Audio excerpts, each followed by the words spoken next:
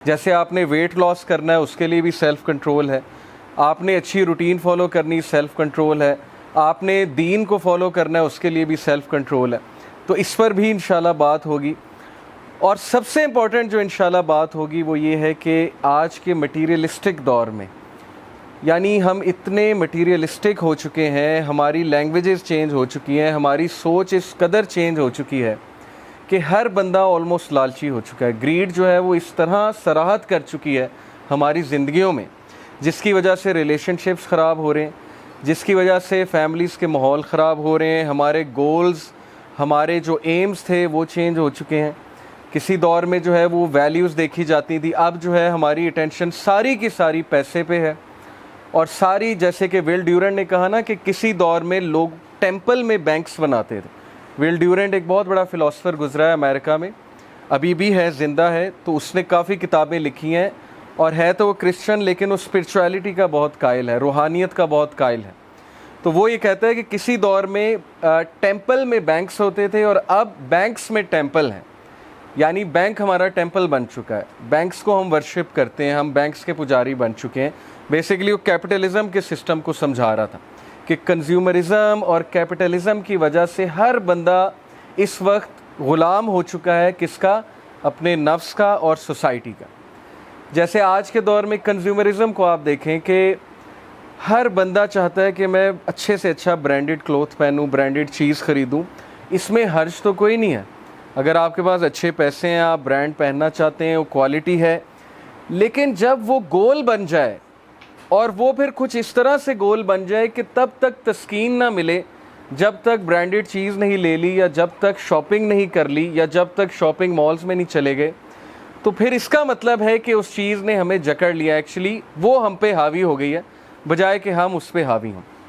तो ये सारे लाइफस्टाइल की वजह से, जो मैंने आपको एक ओवरव्यू दिया, कंज्यूमरिज़म, कैपिटलिज़म, फिर गैजेट्स का जो आजकल दौर चल रहा है वो आपके सामने है। मतलब अभी मैं आपको स्टैटिस्टिक्स दिखाऊंगा, आप हैरान हो जाएंगे कि एवरेज बंदा कितना मोबाइल फ़ोन यूज़ करता है और स्क्रीन टाइम हमारा कितना बढ़ चुका है कि एक बंदा शायद ही कभी सर उठा के देखता हो, गैदरिंग में भी जब बैठा है या गाड़ी चला रहा है, सड़क पे वॉक कर रहा है, मतलब हमेशा हमारे हेड्स डाउन ही होते हैं और स्क्रीन पे हमारी नज़र होती है। तो जो एवरेज स्क्रीन टाइम है एक बंदे का अमेरिका में, वो 4 से 5 घंटे है। ये एवरेज है, कुछ लोग का 10 घंटे भी हो सकता है। तो जाहिर है कि उस स्क्रीन टाइम का अलग स्ट्रेस है। अब हर बंदा कनेक्टेड है। किसी दौर में हमारे पास कुछ टाइम होता था सोच विचार का, अकेले बैठने का। अब यकीन करें कि मैं बच्चों को देखता हूँ, मतलब मेरे भी भांजा भांजी हैं, वो बच्चे 30 सेकंड नहीं रह सकते मोबाइल के बगैर। अगर आप उन्हें कहेंगे ना चुप करके बैठ जाओ, और मैं क्योंकि टीचर भी हूँ तो मैंने ऑब्ज़र्व किया है ग्रेड 5-6 के बच्चों को, अगर आप उन्हें कहेंगे ना 30 सेकंड खामोश होकर बैठ जाओ, तो आप देखेंगे कि उनके हाथ पैर हिलने शुरू हो जाएंगे और उनकी बेचैनी बढ़ जाएगी। तो हर बंदा बेचैन है आज के दौर में, और उस बेचैनी की वजह जो है साफ ज़ाहिर है, स्ट्रेस है। किस चीज़ का स्ट्रेस है? हर बंदा कनेक्टेड है, नोटिफिकेशंस आती हैं, व्हाट्सएप पे कनेक्टेड है, फेसबुक पे कनेक्टेड है, दूसरों की लाइव्स अब हमारे लिए ज़ाहिर है एक डिस्कशन पॉइंट बन चुकी हैं। अब सोशल मीडिया ने हर बंदे को ये सिखा दिया है कि you have a voice, you have an opinion, और तुम्हारे पास चांस है अपनी लाइफ दिखाने का। तो इंस्टाग्राम हो गया, फेसबुक हो गया, यूट्यूब हो गया, ये सारी चीज़ें स्ट्रेस कॉजिंग है अगर ये हम पे हावी हो जाए, अगर कह रहा हूँ। अदरवाइज़ इनका अच्छा यूज़ भी हो सकता है और अच्छा यूज़ करना चाहिए। ओके, तो ये सारी चीज़ें कैसे मैनेज करनी है, वापस फितरत की तरफ कैसे आना है, ये हमारे हलका के टॉपिक्स होंगे, बैक टू फितरा। और इस वक्त हम फितरत से हट चुके हैं, और फितरत से जब भी हम हटेंगे तो हमारी लाइफ में डिस्टर्बेंस आएगी। जैसे एक मशीन है, जब वो उसके मैनुअल के मुताबिक काम नहीं करेगी तो फिर क्या होगा कि उस मशीन में ख़राबी पैदा होगी। और अल्लाह ताला ने हमें फितरत पे कैसे पैदा किया? अल्लाह ताला कहते हैं कि लक़द ख़लक़नल इंसाना फ़ी कबद, बेशक मैंने इंसान को स्ट्रगल में, टॉयल में पैदा किया। इंसान है ही तहरीकी। जिस इंसान में तहरीक मर जाए, जिस इंसान में एम्बिशन मर जाए, तो फिर सोचें कि वो फितरत से हट गया। हमारे फादर में तहरीक थी, हज़रत आदम अलैहिस्सलाम में, जिससे हम पैदा हुए हैं, हज़रत आदम अलैहिस्सलाम।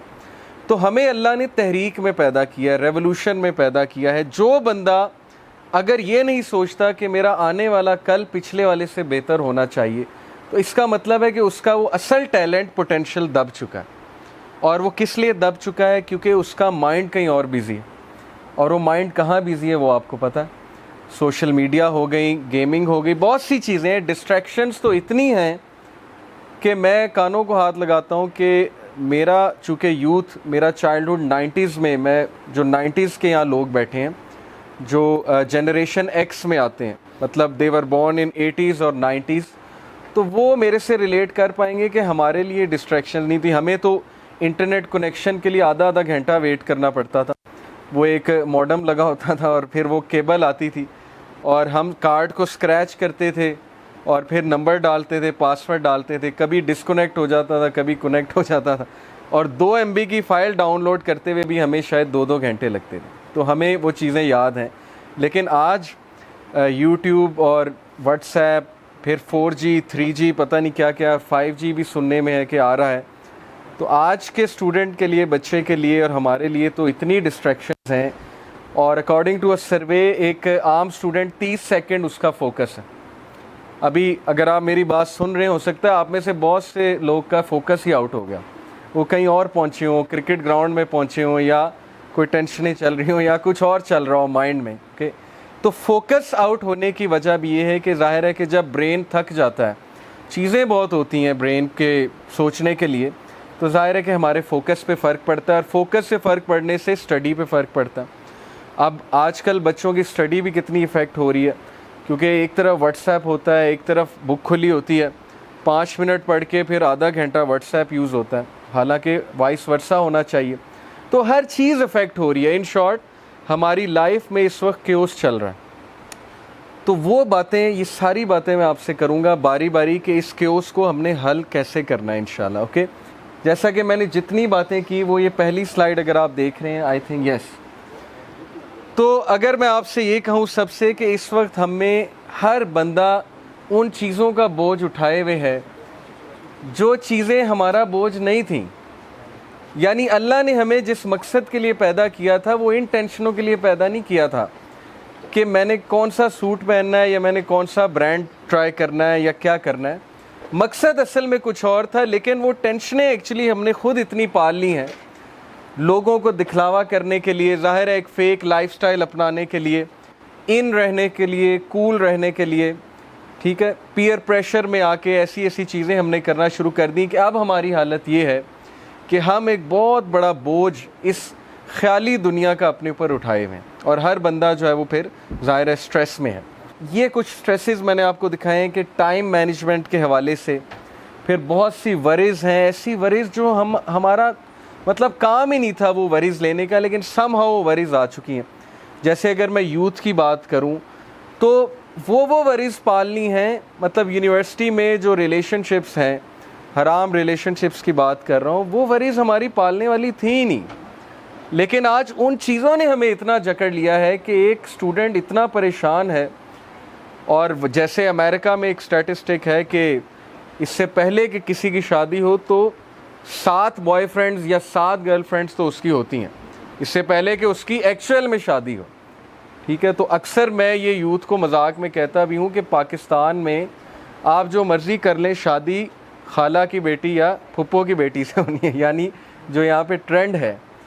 तो इन चीज़ों में टाइम ज़ाया करना, और यूथ का कसूर भी कभी कभी मैं सोचता हूँ कि इनके साथ हो क्या रहा है, मीडिया भी यही दिखा रहा है, फिर हर बंदा इन कामों में लगा हुआ है। जो नहीं करता उसको एबनॉर्मल समझा जाता है, उसको डिग्रेड किया जाता है, उसको फिर उस सर्कल में इन नहीं किया जाता। तो इस वजह से वो वरीज़ जो एक्चुअली हमारी थी ही नहीं, हम उन वरीज़ में पड़ गए। और असल वरीज़ क्या होनी चाहिए थी कि क्या हम बेटर बन रहे हैं, क्या एज ए पर्सन मैं बेहतर हो रहा हूँ कल से, क्या मेरे स्किल्स कुछ बेहतर हो रहे हैं, क्या मेरी स्पिरिचुअलिटी, मेरी रूहानियत बेहतर हो रही है, वगैरह वगैरह। ये हमारी वरीज़ होनी चाहिए। फिर स्ट्रेसेस हैं, क्राइसिस हैं, ट्रबल है, लिमिटेशन है, प्रॉब्लम है, एंग्जाइटी है। सो द क्वेश्चन इज़, जो क्वेश्चन मैं आप लोगों से डिस्कस करना चाहता हूँ, पहला क्वेश्चन है कि how do I find peace in this chaotic world. ये क्योटिक वर्ल्ड है जिसमें मुझसे ना टाइम मैनेज हो रहा है, ना फैमिली मैनेज हो रही है, ना स्ट्रेस मैनेज हो रहा है, ना फोकस मैनेजमेंट हो रही है, तो समझ नहीं आती कि मैं दीन को फॉलो करूं या मैं दुनिया को फॉलो करूं या मैं पैसे कमाऊं, मैं करूं क्या।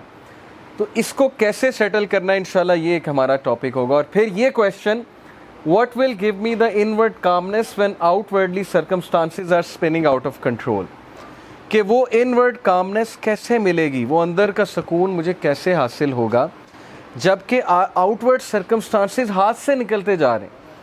यानी अक्सर ऐसे होता है कि बंदे को समझ नहीं आती कि प्रॉब्लम आ कैसे गई।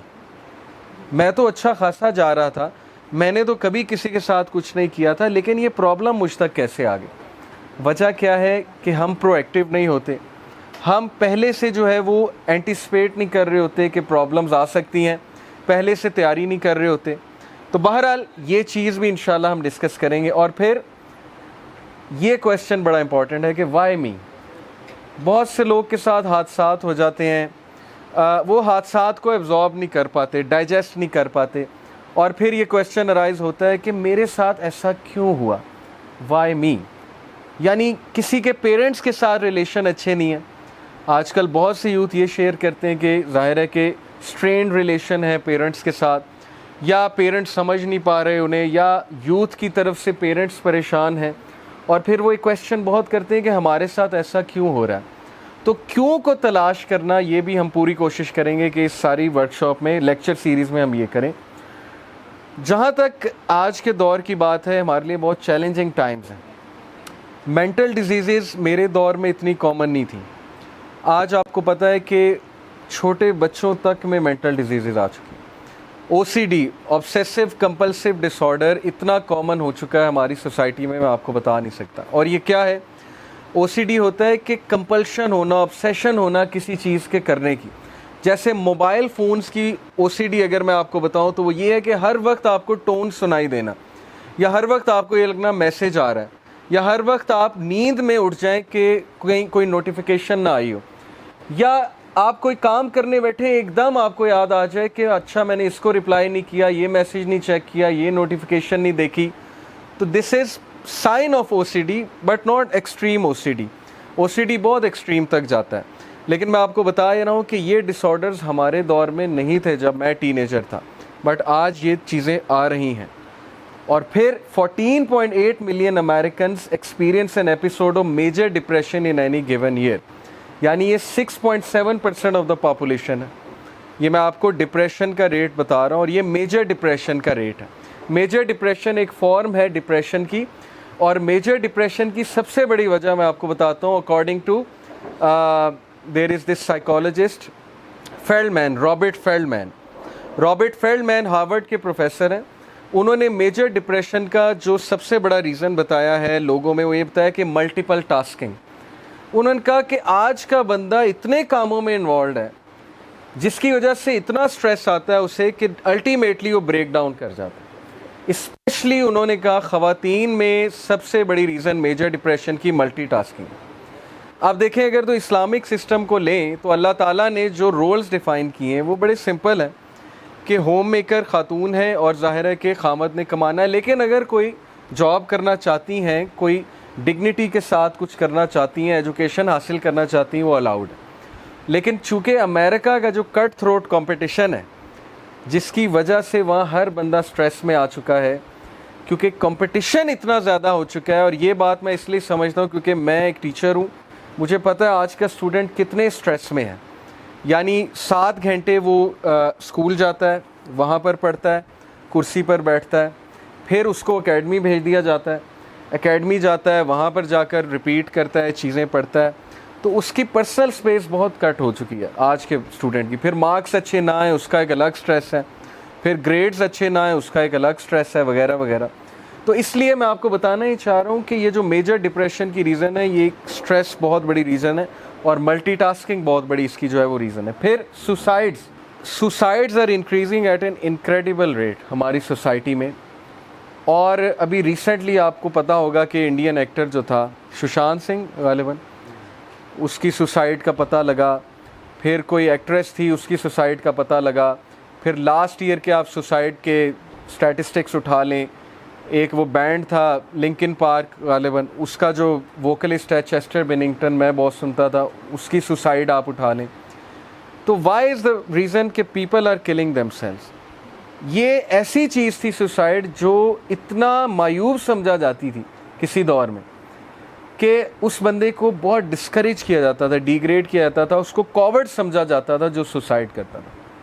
लेकिन आज हम उनको हीरोज़ बनाते हैं, हालांकि ये कॉवर्डली एक्ट है। अपने आप अपनी लाइफ ले लेना, अपने आप को मार लेना, this is a cowardly act. लेकिन हम कहते हैं रेस्ट इन पीस और हम उनको दुआएं देते हैं, जबकि उन्होंने कॉवर्डली एक्ट किया है। बहुत ज़रूरी है आपके लिए समझना, ओके, बिकॉज ज़ाहिर है कि they gave up on life, but why they gave up on life, सवाल ये है कि इतना तंग क्यों आ रहे हैं लोग कि वो इस हद तक जा रहे हैं कि सुसाइड भी कर रहे हैं लोग। So this brings me to the question जो मैं एक्चुअली आप लोग से करना चाहता हूँ कि क्या ऐसा तो नहीं है कि हमने उन चीज़ों को बिल्कुल साइड पे कर दिया जो एक्चुअली मैटर करती थी। फॉर एग्ज़ाम्पल गॉड को, जिसकी लाइफ में गॉड नहीं है, ये मैं अभी आपको गोरों के कोट सुनाऊंगा। मतलब हम तो बोलते रहते हैं हम तो मुसलमान हैं, लेकिन मैं उन लोगों की बात आपको बताऊंगा जो फुली मटीरियलिज्म में इन्वॉल्व है इस वक्त। जिसकी लाइफ में गॉड एब्सेंट है, स्पिरिचुअलिटी एब्सेंट है, वो कंफर्म डिप्रेशन की तरफ जाएगा ही जाएगा। लेकिन having said it, depression could be a disease as well, mental disease भी होती है।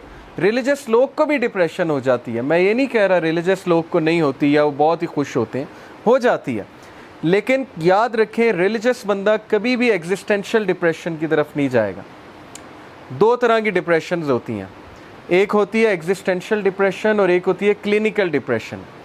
एग्जिस्टेंशियल डिप्रेशन की रीज़न होती है कि जब एक बंदा अपना पर्पज़ लूज़ कर दे, सेंस ऑफ पर्पज़, वो कहे मैं क्या कर रहा हूँ, मेरा पर्पज़ क्या है, सोसाइटी में मेरा रोल क्या है, और उसको कोई पर्पज़ ना मिले और वो खा ले पी ले जी ले की फ़िलासफ़ी पे चले, लेकिन फिर भी उसको चैन ना आए कि नहीं something is missing, something is missing. तो ये होती है एग्जिस्टेंशियल डिप्रेशन। क्लिनिकल डिप्रेशन होती है because of imbalance in the chemicals. Brain में जो केमिकल्स होते हैं, सेरोटोनिन हो गया, डोपामीन हो गया और ऑक्सीटोसिन हो गया, उनका कुछ इम्बैलेंस क्रिएट होता है, तो क्लिनिकल डिप्रेशन होती है। तो क्लिनिकल डिप्रेशन मोमिन को भी हो सकती है, मैं इसका इनकार नहीं करता, हालात की वजह से हो जाती है। लेकिन मैं आपसे बात ही करना चाहता हूँ कि डिप्रेशन की बहुत मेजर वजह कि हमने गॉड को, स्पिरिचुअलिटी को अपनी लाइफ से निकाल दिया, और हम ये समझते हैं कि हम मटीरियल चीज़ों को यूज़ कर करके, इन चीज़ों में इन्वॉल्व हो के अपने आप को तस्कीन दे लेंगे। ये एस्केपिज़म की थ्योरी है कि हर बंदा अपने प्रॉब्लम से एस्केप करना चाहता है। जैसे वो कबूतर को जब बिल्ली खाने आ रही होती है ना, वो आंखें बंद कर लेता है। तो हम में से बहुत से लोग एस्केपिज़म के शिकार हो चुके हैं कि नहीं नहीं एवरीथिंग इज़ फाइन, सब ठीक है, सब ठीक है, लेकिन चीज़ें हाथ से निकलती जा रही हैं। कट थ्रोट कंपटीशन है, रैट रेस है, आगे बड़ा बहुत मुश्किल है, जॉब्स नहीं मिल रही लोगों को, अनएम्प्लॉयड हैं लोग, रिलेशनशिप्स जो है वो किस तरह के होते जा रहे हैं, अल्लाह माफ़ करे, डिवोर्सेस कितनी बढ़ती जा रही है हमारी सोसाइटी में। तो सब ठीक नहीं है, इसलिए ये चीज़ें डिस्कस होनी चाहिए। तो विल ड्यूरेंट का ज़बरदस्त कोट मैं आपको सुनाता हूँ, इस पर ज़रा गौर कीजिएगा। ये कहते हैं कि so I should say that civilizations begin with religion and stoicism. वो कहते हैं कि हर सिविलाइजेशन, हर तहजीब दीन से, मज़हब से और स्टोइसिज्म से डेवलप होती है, यानी डिसिप्लिन से। This is the philosophy of discipline, stoicism. They and with scepticism and unbelief. और सिविलाइजेशंस तबाह कब होती हैं? जब इंसान अनबिलीफ और रूहानियत से दूर हो जाता है, तब उनकी तबाही शुरू हो जाती है। और ये गोरा कह रहा है, Will Durant, and the undisciplined pursuit of individual pleasure. और सिविलाइजेशंस की तबाही की वजह undisciplined pursuit of personal pleasure, कि जब हम पर्सनल प्लेजर का अनडिसिप्लिन्ड परसूट करते हैं। देखें, याद रखें, हमारे बहुत से यंगस्टर्स समझते हैं दीन में हर चीज़ हराम है, तो वो यही कहते हैं ना कि यार ये मौलवी तो हर चीज़ हराम कहते हैं, तो लिहाजा इससे अच्छा है हम मर ही जाएँ, इससे अच्छा है हम दीन फॉलो ही ना करें।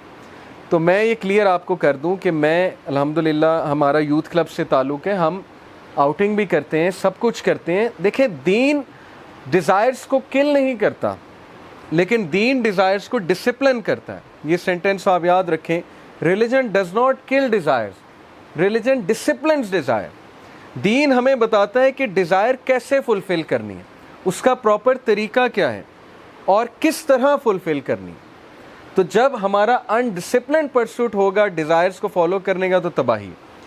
जैसे मेरा भी दिल करता है, आपका भी दिल करता होगा कि हम 24 घंटे गेमिंग खेलें, सोएं, गेमिंग करें, मूवीज़ देखें और हमारे ऊपर कोई ज़िम्मेदारी ना हो, ना हमें नमाज़ें पढ़नी पड़ें, ना हमें माँ बाप कुछ काम करने का कहें, ना हमारे लिए पढ़ाई हो। अब जैसे कोविड आया उसके बाद स्कूल खुल रहे हैं तो हर एक के मुंह बन गए क्योंकि पढ़ाई करनी पड़ेगी एकदम से। तो इंसान बाय नेचर सुस्त है, ये तो बात कन्फर्म है। लेकिन रिलीजन एक्चुअली इंसान को ये सिखाने है कि नहीं, यहाँ पर तुम टेस्ट के लिए हो, यहाँ पर सुस्ती छोड़ दो। हाँ, जन्नत में जो मर्ज़ी करना, आए हम सारे जन्नत से हैं, हम सारे प्रिंस और प्रिंसेसेस ही हैं, लेकिन यहाँ पर नहीं है। तो अनडिसिप्लिन्ड परसूट जब भी होगा आपकी लाइफ डिस्टर्ब होगी, आपकी लाइफ में क्योस आएगा। ठीक है, ये बात याद रखिए। A civilization is born stoic and dies Epicurean. Civilization discipline start होती है, लेकिन जब तबाह होती है तो क्योस से तबाह होती है, और आज हमारा मुआशरा क्योस की तरफ जा रहा है। आप देखें जो हरेसमेंट केसेस हैं, रेप केसेस, अल्लाह माफ़ करे, मीडिया में क्या क्या सुनने को मिलता है। सोशल मीडिया में रोज़ाना ख़बर मिल रही है, फिर छोटे छोटे बच्चों के साथ, बच्चियों के साथ जो मामलात हैं, डेफिनेटली हम क्योस की तरफ जा रहे हैं, डेफिनेटली हम तबाही की तरफ ही गामज़न हैं।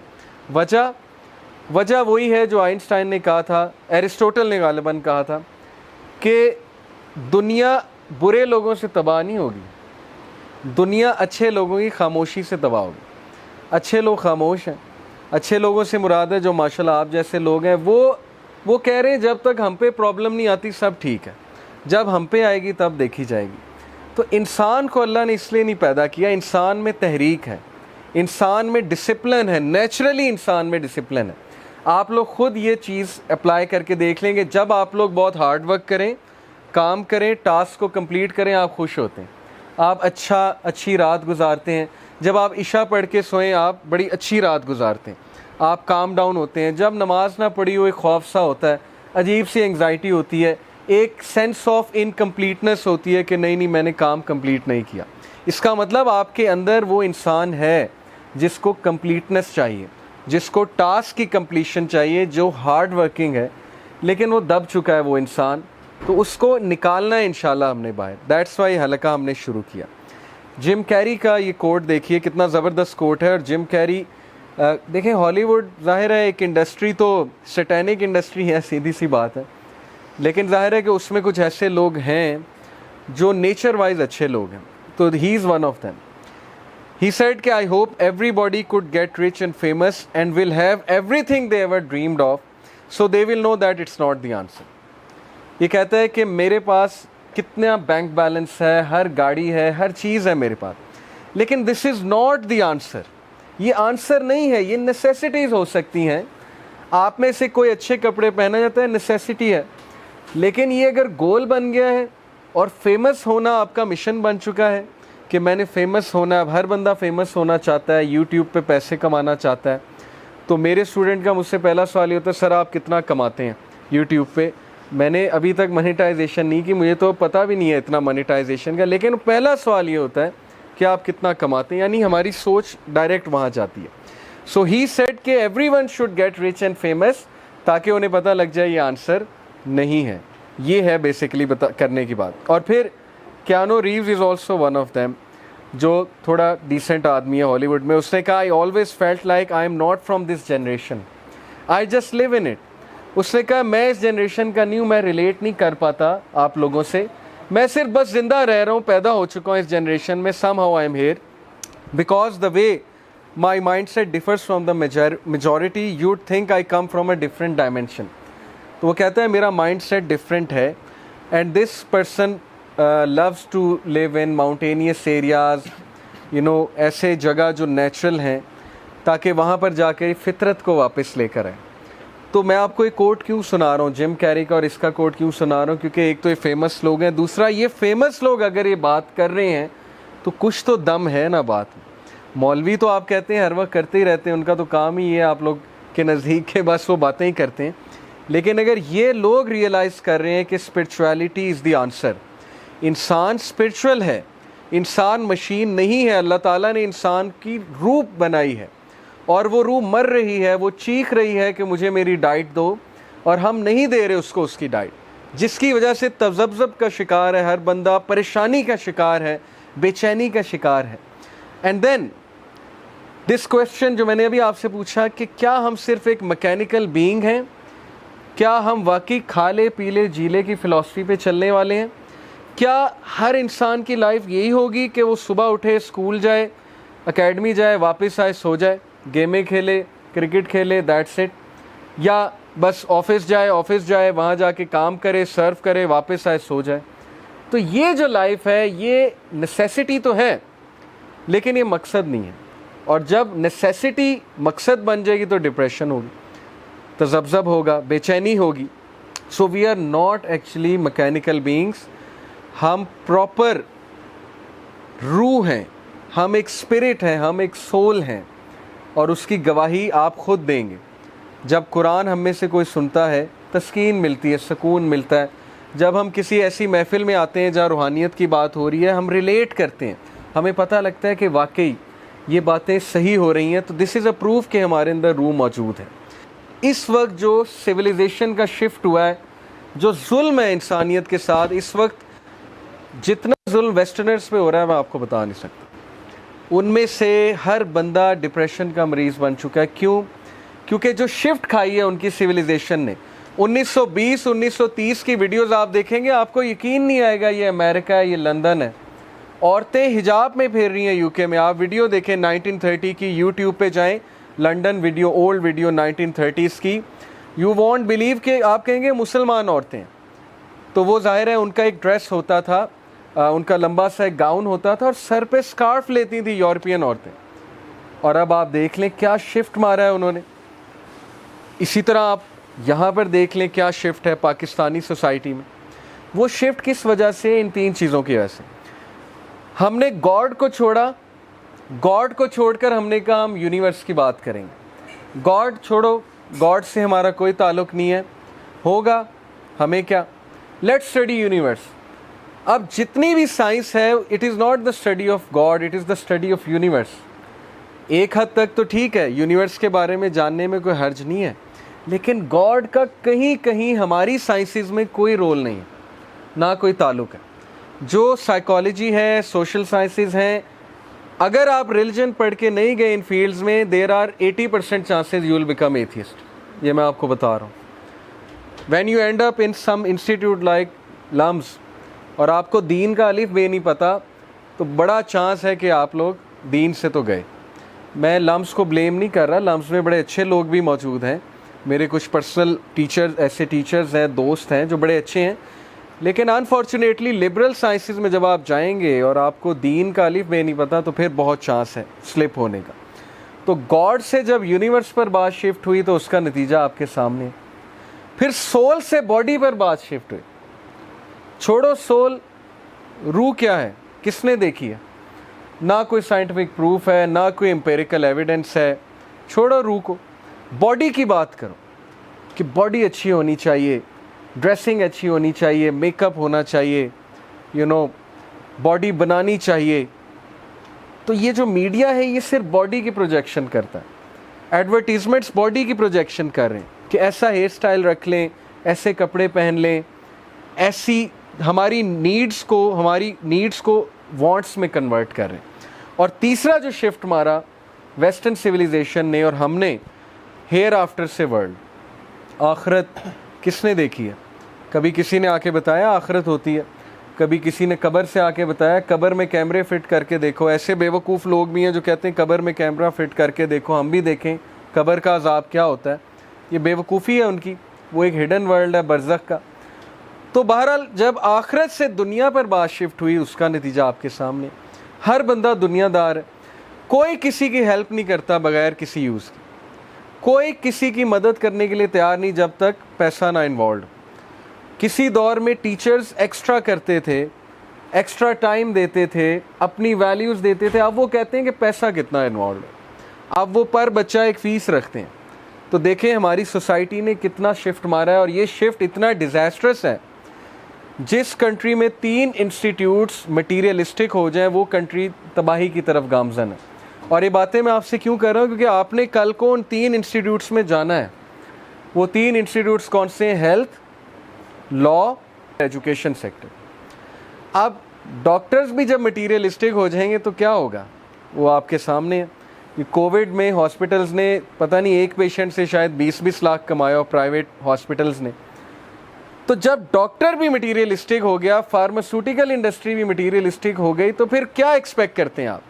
वो आपको जो है वो अच्छी दवाई लिख कर देगा, या वो दवाई लिख कर देगा जहाँ से उसको जो है वो प्रॉपर एक वो आ रहा है, बेनिफिट आ रहा है, और ज़ाहिर है एक कमीशन आ रहा है। देन लॉ सिस्टम हमारा, लॉयर्स, जजेस सारे जो है वो मटीरियलिस्टिक जब हो गए, और जब वो मटीरियलिस्टिक हो गए उसका नतीजा आपके सामने। गरीब के लिए इंसाफ कोई नहीं है, अमीर पैसे लगाता है, इंसाफ बहुत जल्दी मिलता है। और एजुकेशन सेक्टर, हर यूनिवर्सिटी पैसा कमाना चाहती है, बच्चों की मेंटल हेल्थ से कोई लेन देन नहीं है, उनकी तरबियत से कोई लेन देन नहीं है। इवेंट्स कराई जाओ, मज़ा किए जाएं, ठीक है, बच्चों को शुगल मेले में इन्वॉल्व किए जाओ, एडमिशन्स भी आएंगे, बच्चे भी खुश रहेंगे, ठीक है, और एडमिशन्स भी बढ़ेंगे, पैसा भी कमाएंगे। कैरेक्टर बिल्डिंग छोड़ो, कैरेक्टर बना के हमने क्या करना। तो ये 3 चीज़ों का जो मैंने आपको तबाही बताई है, उसकी वजह ये शिफ्ट है। जब हम आखिरत से वर्ल्ड की तरफ शिफ्ट हो गए तो फिर बात ही ख़त्म हो गई। जब आखिरत होनी ही नहीं तो फिर why should I B moral? मैं मॉरल क्यों बनूं? मेरे पास क्या मोटिवेशन है कि मैं मोरालिटी को फॉलो करूं, मैं अच्छा बनूं, मैं किसी को नुकसान ना पहुंचाऊं, मैं हलाल और हराम की तमीज़ क्यों करूं? मेरी डिज़ायर्स कहती हैं कि ये चीज़ ठीक है तो बस ठीक है, बात ख़त्म। ये है वो तबाही जिससे हमें बचना है, क्योंकि अगर हमने अपनी डिज़ायर्स को फॉलो किया तो अल्लाह ताला कुरान में कहते हैं कि if you will follow the majority then they will surely lead you astray. अगर आप मेजॉरिटी को फॉलो करेंगे वो आपको एस्ट्रे लीड करेंगे। तो हम मेजॉरिटी को फॉलो कर रहे हैं अनफॉर्चुनेटली। तो ये शिफ्ट बहुत ख़तरनाक है। जब इंसान गॉड से यूनिवर्स की स्टडी में शिफ्ट हुआ, सोल से बॉडी की तरफ शिफ्ट हुआ, हेयर आफ्टर से वर्ल्ड की तरफ शिफ्ट हुआ। अब विल ड्यूरेंट का एक और कोट मैं आपको सुनाता हूँ। The greatest question of our time is not communism versus individualism, not Europe versus America, not even the east versus west. उसने कहा ये क्वेश्चन नहीं है कि कम्युनिज्म ठीक है, कि इंडिविजुअलिज्म ठीक है, यूरोप ठीक है, कि एशिया ठीक है। The greatest question is whether man can bear to live without God. ये है सवाल आज के दौर का कि can you afford to live without God? क्या गॉड को आप निकाल देंगे अपनी ज़िंदगी से? क्या आप नमाज को, स्पिरिचुअलिटी को खैर आबाद कह देंगे? क्या आप ऐसा कर सकते हैं, अफोर्ड कर सकते हैं? अगर कर सकते हैं तो करके देख लें, और उसका नतीजा आपके सामने आ जाएगा। ये है असल में बात समझने की कि इंसान रूहानी है। असल में माइंड और बॉडी वो तो बस एक पार्ट है इंसान का, लेकिन मेजॉरिटी पार्ट हमारा रूह है। ये जो बात है कि इस साइंस दी अल्टीमेट ट्रूथ, क्या साइंस अल्टीमेट ट्रूथ है? इसका जवाब जो है वो मैं आपको इंशाल्लाह अभी बताता हूँ। देखें, साइंस की वजह से बहुत से लोग एथियस्ट हो जाते हैं। वो कहते हैं कि नहीं, इसका प्रूफ साइंस में नहीं है, गॉड का प्रूफ साइंस में नहीं है, रिलीजन का प्रूफ साइंस में नहीं है, तो लिहाजा गॉड नहीं है। अब जो साइंस के स्टूडेंट्स हैं उनको ये पता होगा कि हमारे इर्द गिर्द इलेक्ट्रोमैग्नेटिक वेव्स हैं। आपने पढ़ा ना, माइक्रोवेव्स, इंफ्रारेड। आप में से किसी को इंफ्रारेड नज़र आ रही है? माइक्रोवेव्स नज़र आ रही हैं? रेडियो वेव्स आपको नज़र आ रही है? मेरे मोबाइल फ़ोन में रेडियो वेव्स आ रही हैं। ये जो वाईफाई है ये वेव्स के थ्रू आ रहा है। नज़र कहाँ आ रही हैं? दिखाएं मुझे। लेकिन सर्टन इंस्ट्रूमेंट्स हैं जो डिटेक्ट करते हैं। वो कब ईजाद हुए? अब ईजाद हुए। अब आप 200 साल पहले चले जाएं और आप 200 साल पहले जाकर क्लेम करें, सपोज आप टाइम मशीन से 200 साल पहले चले गए, आप क्लेम करें 200 साल पहले जाके लोगों को कन्विंस करें कि तुम्हें पता है कि इलेक्ट्रोमैग्नेटिक वेव्स होती हैं, इंफ्रारेड होती है, माइक्रोवेव्स होती हैं, जिससे मोबाइल फ़ोन चलेगा। पहले तो आपको कहें मोबाइल फ़ोन क्या होता है, आपको उन्हें कायल करना पड़ेगा, एक तस्वीर बना के ये मोबाइल फ़ोन होता है। वो कहेंगे दिखाओ कहाँ है। आप कहेंगे अभी नहीं है, लेकिन है, मैं देख कर आया हूँ। आप कहेंगे कि तुम वैसे ही पागल हो, ठीक है, तुम कहाँ से देख कर आए, हम तुम पे कोई यकीन नहीं करते। 200 साल बाद वो चीज़ प्रूव हो गई। तो साइंस की लिमिटेशंस तो चेक करें ना। अब साइंस ब्लैक होल तक तो पहुंच गई है, ब्लैक होल तो दरियाफ्त कर लिया, लेकिन ब्लैक होल के अंदर क्या है ये साइंस नहीं बता रही अभी तक। कैसे बताएगी? कौन जाएगा वहाँ? तो टेलीस्कोप जा ही नहीं सकती ब्लैक होल के अंदर, वहाँ से तो लाइट भी एस्केप नहीं कर सकती। तो आपकी लिमिटेशन तो यहीं ख़त्म हो जाती है कि आप तो ब्लैक होल के अंदर नहीं जा सकते। तो आप कह रहे हैं कि मैं गॉड को जज करूँगा साइंस के बेस पे, मैं गॉड को साइंस से साबित करूँगा या मैं साइंस से नेगेट करूँगा गॉड को। तो सोचें, अंबिया जब आए उन्होंने हमें बरज़ख का बताया, आखिरत का बताया, उन्होंने हमें गॉड का बताया, अल्लाह का बताया, और उस वक्त के लिबरल्स ने मजाक उड़ाया कि नहीं उड़ाया? उन्होंने कहा कि नहीं कहा, तुम झूठ बोलते। उन्होंने कहा कहाँ है, हमें भी दिखाओ। तो अंबिया देख कर आए, नबी सल्लल्लाहु अलैहि वसल्लम मिराज का सफ़र करके आए हैं, उन्होंने अल्लाह के करिश्मे देखे हैं। वो कह रहे हैं मेरा यकीन कर लो, मैं सच्चा हूँ, सादिक हूँ, अमीन हूँ। तो क्या साइंस ही वाहिद तरीका है ट्रुथ तक पहुँचने का? ये सवाल है। मैं आपको एक मिसाल देता हूँ। सपोज़ के इस ड्राइंग रूम में अल्लाह ना करे कोई चोर आ गया और वो कुछ चीज़ें उठाकर चला गया और कैमराज नहीं यहाँ पर लगे। अब आप एक साइंटिस्ट को बुलाएंगे तो वो मैक्सिमम क्या कर लेगा? साइंस तो कहती है कि 5 सेंसेस हैं, स्मेल है, हियरिंग है, सीइंग है, ठीक है, सेंसिंग है और टेस्ट है। वो तो इन 5 चीज़ों को ही यूज़ करके बता सकता है ना चोर आया कि नहीं आया। साइंस के पैरामीटर्स तो ये हैं। लेकिन एक डिटेक्टिव आएगा तो वो क्या करेगा? क्या ख्याल है? डिटेक्टिव कैसे बताता है कि चोर आया था कि नहीं आया था? सब कुछ सेट है, अपनी जगह पर है, लेकिन ये गायब है, सपोज कर लें लैपटॉप गायब है और एक आधी चीज़ और गायब है, तो डिटेक्टिव कैसे पहुंचेगा इस तक? उस चीज़ को क्या कहते हैं, उस प्रोसेस को क्या कहते हैं? इन्वेस्टिगेशन। और इस पूरे प्रोसेस का नाम है डिडक्टिव रीजनिंग। ऐसे ही है ना? वो डिड्यूस करेगा। उसने चोर को नहीं देखा, वो ये नहीं कहेगा हाँ मैंने देखा है, मुझे नज़र आ गया चोर। वो कहेगा कि ये खिड़की जब खुली थी तो इसके आगे पर्दा था, आप कहेंगे नहीं था। वो कहेगा अच्छा अब इसके आगे पर्दा है, इसका मतलब यहाँ कोई आया है आपकी गैर मौजूद। फिर वो कहेगा कि ये मुझे थोड़े से जूतों के निशान नज़र आ रहे हैं, तो ये पहले थे, आप कहेंगे नहीं है। वो कहेगा कि कोई आया था। अब देखा उसने नहीं है, लेकिन वो डिडक्टिव रीजनिंग के थ्रू आपको साबित कर देगा कि नहीं कोई आया है और उसने चोरी की है, कोई ह्यूमन बीइंग आया है, क्योंकि मैं आपको प्रूफ दे सकता हूँ। अब इसको हम मानते हैं कि नहीं मानते हैं? डिडक्टिव रीजनिंग चलती है कि नहीं चलती है?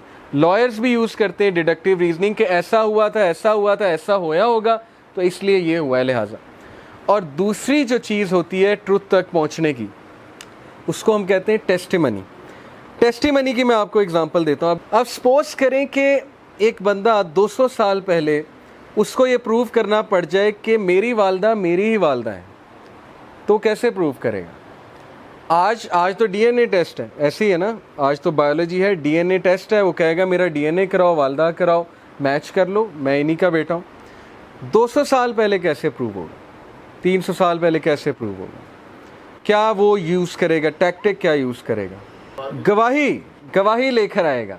10 लोग की टेस्टमनी आ गई, मोहल्लेदारों की टेस्टमनी आ गई कि नहीं इधर ही रहता है, इन्हीं का बेटा है, तो एक्सेप्ट हो जाएगा। तो इस वक्त जिस डगर पे हम चल पड़े हैं वो एरोगेंस है। हम कहते हैं नहीं साइंस प्रूव करेगी तो मैं मानूंगा। भाई टेस्टमनी की भी तो कोई हैसियत होती है ना, डिडक्टिव रीजनिंग की भी तो कोई हैसियत होती है ना। आप गॉड को साइंस नहीं कभी प्रूव करेगी, ये मैं आपको अभी बता देता हूँ। अगर कोई ये वेट कर रहा है कि साइंस, क्योंकि साइंस इतनी लिमिटेड है, साइंस ब्लैक होल को नहीं देख सकती, गॉड को कैसे देख लेगी? अल्लाह ताला तो इस स्पेस मैटर टाइम से ही बाहर है। अल्लाह ताला तो क्रिएटर है। क्रिएटर को जो है हमारी साइंस कैसे पहुंच जाएगी? लेकिन अल्लाह ने 2 चीज़ें कही हमें कुरान में। एक ये कि मुझ तक कैसे पहुंचो, डिडक्टिव रीजनिंग, अकल यूज़ करो, उलुल अलबाब, क्रिएशन को देखो। अल्लज़ीना यतफ़क्करूना फ़ी ख़ल्क़िस समावाति वल अर्ज़ि रब्बना मा ख़लक़ता हाज़ा बातिला। वो लोग जो ऑब्ज़र्व करते हैं क्रिएशन को, वो कहते हैं ये ऐसे नहीं बन सकती। एक मोबाइल फ़ोन को मैं पार्ट्स में डिस्ट्रीब्यूट कर दूँ, उसकी सिम निकाल दूँ, उसको जो है वो उसकी कंपोनेंट्स निकाल दूँ और उसका जो है बैटरी निकाल दूँ और सब कुछ निकाल कर एक डब्बे में 100 साल तक हिलाता रहूँ, तो मोबाइल फ़ोन बन जाएगा? 100 साल भी हिलाता रहूँगा, मोबाइल फ़ोन नहीं बनेगा। मोबाइल फ़ोन कब बनेगा? जब कोई इंटेलिजेंट बीइंग आएगा, उसे पता होगा ये वाला कैपेसिटर कहाँ लगना है, ये वाला पेज कहाँ पे फिट होना है, सिम कहाँ पे इंसर्ट होनी है, बैटरी किन टर्मिनल्स पे लगनी है। ऐसे ही है ना? तो हम कहते हैं कि नहीं, एवोल्यूशन हुई, धमाका हुआ, और अर्थ को खुद ब खुद पता लग गया कि मैंने जो है वो सोलर सिस्टम में जाके ठहरना है और 21 डिग्री के एंगल पे जाकर मैंने रोटेट करना है और मैंने अपने एक्सिस पे भी रोटेट करना है, इस स्पीड से रोटेट करना है। और मून को भी पता लग गया कि मेरा इतना डिस्टेंस होना चाहिए सन से और अर्थ से मेरा इतना डिस्टेंस होना चाहिए। अर्थ को एग्जैक्ट ये कैलकुलेशन पता थी कि मैंने ऐसी जगह खड़े होना है सोलर सिस्टम पे जहाँ पे कॉस्मिक रेज ह्यूमन बींग्स को नुकसान ना पहुँचाएँ। और ओजोन लेयर को भी पता था कि मैंने आयोनोस्फीयर के ऊपर जाके जो है वो खड़ा होना है ताकि जो है वो मैं आयंस, हार्मफुल आयंस को रोक सकूं। तो ये क्या ख्याल है कि कौन इन बातों को एक्सेप्ट करेगा? सिर्फ वही एक्सेप्ट करेगा जिसकी वैसी दिमाग जिसका ख़राब हुआ है, जो एरोगेंट है, ठीक है। तो इसलिए डिडक्टिव रीजनिंग इसी तरफ इशारा करती है, 100% इशारा करती है कि गॉड है और वो वन है, वो पावरफुल है, ऑल पावरफुल गॉड है जो ओमनीसेंट है, ओमनी प्रेजेंट है और जिसके एट्रीब्यूट्स जो हैं वो अनइमेजिनेबली पावरफुल हैं। अल अज़ीज़ है वो गॉड। अल्लाह कहते हैं ना, मैं अल अज़ीज़ हूँ जो बहुत पावरफुल है, मैं अल हकीम हूँ जो बहुत वाइज है। आप कभी, मैं आपको मिशो काकू एक साइंटिस्ट है, फिजिसिस्ट, उसकी वीडियोस दिखाऊँ, आप हैरान रह जाएंगे। वो बिलीवर है गॉड में, है वो वैसे मुसलमान नहीं है, लेकिन वो कहता है God is the greatest mathematician. कहता है गॉड की मैथमेटिक्स आप समझना शुरू कर दें, आप हैरान हो जाएंगे कि ये क्या है, मतलब इंसान पहुंच ही नहीं सकता उस मैथमेटिक्स को। तो अल्लाह ताला की कदर करें। अल्लाह ताला जो है वो गॉड ऑलमाइटी है और आप उसके बंदे हैं। अपनी कदर करें, अपनी कदर करें, वो हरकतें ना करें जो हमें सूट नहीं करती हैं और अल्लाह को पहचानें, अल्लाह ताला के एट्रीब्यूट्स जानें। कितने नाम है अल्लाह के? अल मुहैमिन है, अल मुतकब्बिर है, अल जब्बार है। इन एट्रीब्यूट्स को स्टडी करें so that you may know God and you may become near to Allah सुब्हानहू व तआला। ओके, तो देखें, डिडक्टिव रीजनिंग से बंदा पहुंचता है अल्लाह की तरफ और जो बंदा दिल से डिडक्टिव रीजनिंग करेगा पहुंच जाएगा, 100% पहुंच जाएगा। आपको कैसे पता आपके ग्रेट ग्रेट ग्रेट ग्रैंडफादर थे? ना आपके पास कोई तस्वीर है, ना आपके पास कोई साइंटिफिक टूल है ये साबित करने का कि वो थे, लेकिन आपकी एग्जिस्टेंस इस बात की गवाही है कि वो थे। आप कहाँ से आ गए? आप कहेंगे फादर से। फादर कहाँ से आ गए? ग्रैंडफादर से। ग्रैंडफादर कहाँ से आ गए? Great grandfather. ग्रेट ग्रैंडफादर कहाँ से आ गए? उनसे भी ग्रेट ग्रैंडफादर से। वो कहाँ से आ गए? वो उनसे पिछले से। ओके, तो सारे कहाँ से आ गए? सोर्स क्या है? Who lit the big bang? Big bang तो हुआ, लेकिन हु लिट द फायर? माचिस की तीली किसने चलाई थी? ओके, ये लाइट कोई ऑन करता है, खुद ब खुद तो नहीं ऑन हो जाती ना, बैठे बैठे तो पंखा नहीं चल जाता। ओके, कोई मैसेज देना पड़ता है, कोई प्रोग्रामिंग हुई है, कोई बटन दबाना पड़ता है। यूनिवर्स को किसने एक्टिवेट कर दिया? ग्रेविटी को किसने एक्टिवेट कर दिया? तो बहरहाल everything points to the presence of a